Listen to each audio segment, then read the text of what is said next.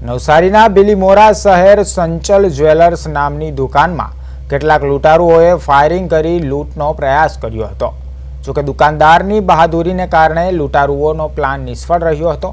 દુકાનદારે hockey વડે વળતો પ્રયાસ કરી બૂમાબૂમ કરતા લૂંટારાઓ ડરીને ત્યાંથી ભાગી છૂટ્યા હતા। આરોપીઓ પોતાની મારુતિ બલેનો કાર ચીખલીના અજાણ્યા વિસ્તારમાં મૂકી ફરાર થઈ ગયા હતા। ઘટનાની જાણ થતાં પોલીસ એક્શન મોડમાં આવી હતી અને ગણતરીના કલાકોમાં જ 3 આરોપીઓને વલસાડ શહેરમાંથી ઝડપી પાડવામાં આવ્યા હતા। હાલ પોલીસ આ ટોળકીના પૂર્વ અને અન્ય ગુનાઓ અંગે સઘન પૂછપરછ કરી રહી છે।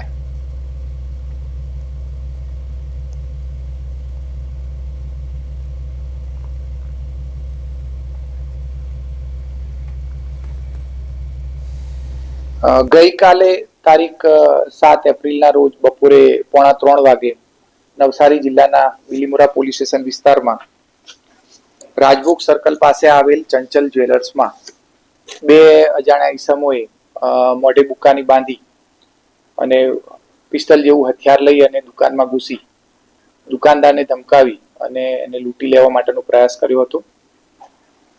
દુકાનદાર નામે અશોકભાઈ કટારિયાએ એમના લૂંટના બનાવમાં પ્રતિકાર કરી અને એમનો સામનો કર્યો હતો અને એ સમય દરમિયાન એમને બૂમાબૂમી કરતા આ બંને આરોપીઓ લૂંટવામાં એમને સફળતા મળી નથી, પણ આ બનાવ દરમિયાન અશોકભાઈ ઉપર એમને 2 રાઉન્ડ પર ફાયર કર્યા હતા અને પોતે એમને બહાર રાખેલી બ્લુ કલરની બલેનો ગાડીમાં ત્યાંથી નાસી છૂટ્યા।